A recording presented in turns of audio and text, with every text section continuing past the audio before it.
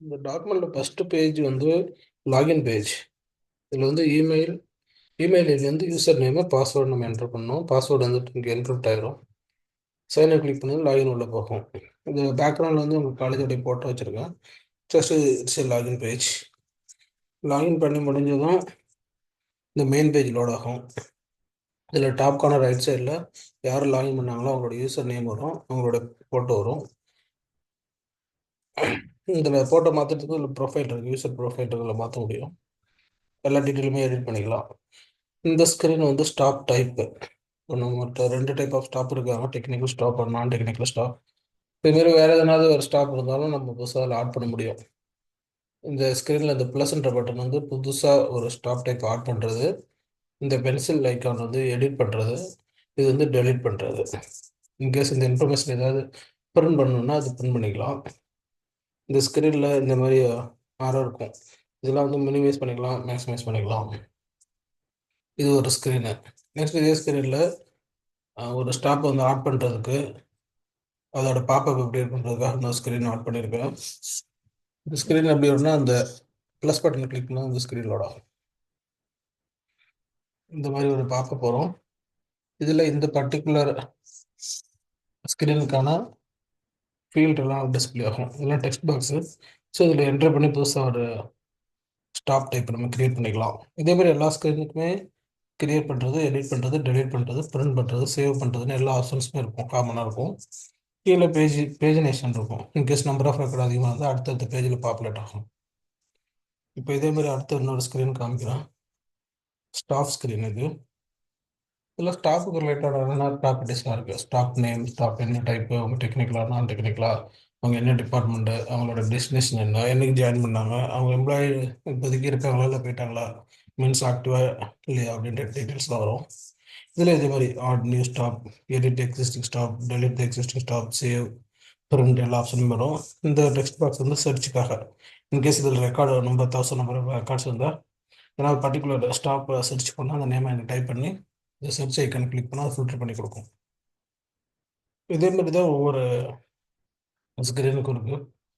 இப்போ எக்ஸாம்பிளாக ஒரு ஸ்டாப்பை போய் ஸ்டார்ட் பண்ணால் இந்த ப்ளஸ் பட்டன் கிளிக் பண்ணதும் இந்த பாப்பப் வரும். இந்த பாப்பப்பில் இந்த ஸ்டாப்போட இன்ஃபர்மேஷன்ஸ்லாம் கொடுக்க முடியும். ஸ்டாப் டைப்ன்றது ஆல்ரெடி நம்மகிட்ட இன்னொரு மாஸ்டர் இருக்கிறதுனால அதில் உள்ள வேலையெல்லாம் அங்கே ட்ராப் டவுனில் வரும், அதில் இருந்து சால்வ் பண்ணிக்கலாம். இதே மாதிரி டிபார்ட்மெண்ட்டுக்கும் கொடுத்துருக்கோம். டிபார்ட்மெண்ட் நேம் இருக்குது, ஹெச்ஓடி இருக்காங்க. இதில் வந்து பார்த்தீங்கன்னா ரெக்கார்டு கொஞ்சம் அதிகமாக இருக்குது, அதனால தான் இங்கே பேஜ் நேஷனில் 1 அண்ட் 2ன்னு வந்திருக்கு. இங்கே 2 கிளிக் பண்ணிங்கன்னா மீதி ரிமைனிங் ரெக்கார்டு அதில் பாப்புலேட் ஆகும். இதேமாதிரி ரெக்கார்டு அதிகமாக அதிகமாக இங்கே 1 2 3 4ன்னு பேஜஸ் வந்துகிட்டே இருக்கும். இதுக்கு பேர் பேஜ் நேஷன் சொல்லுவோம். அது ரெக்கார்டை பொறுத்து மாறும். ஒரு பேஜுக்கு எத்தனை டிஸ்பிளே பண்ணணுன்றது நம்ம ப்ரோக்ராமில் கண்ட்ரோல் பண்ணியிருக்கோம், எத்தனை ரெக்கார்டு டிஸ்பிளே ஆகணுன்றது. இது வந்து பர்மிஷன். இப்போ யாராவது ம், ஒரு நாள் 1 ஹவர் பர்மிஷன் எடுக்கிறாங்க அப்படின்னா முன்னாடி நீங்கள் அந்த ஒரு ஆப்ஷன் கேட்டிருந்தீங்க.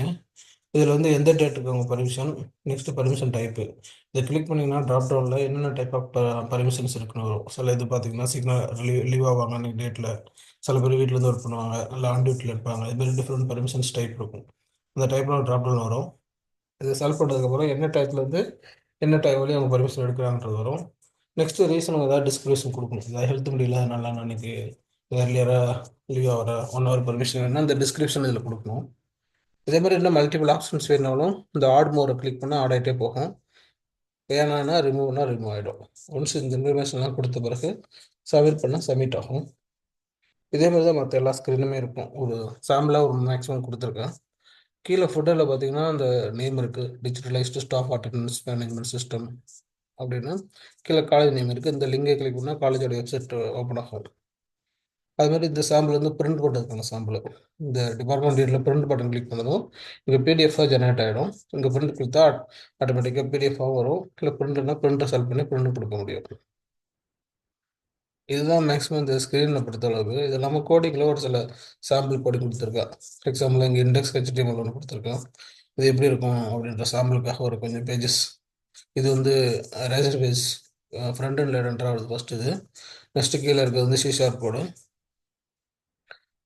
அதில் சிஷார்ப் கோட்லேயே இன்னும் வேறு இன்னொரு லாகின் பேஜ் கொடுத்துருக்கோம். சிஎஸ் HTML பேஜஸ் ஜாவாஸ்கிரிப்ட் கூட அதில் இருக்கும் சாம்பிள்.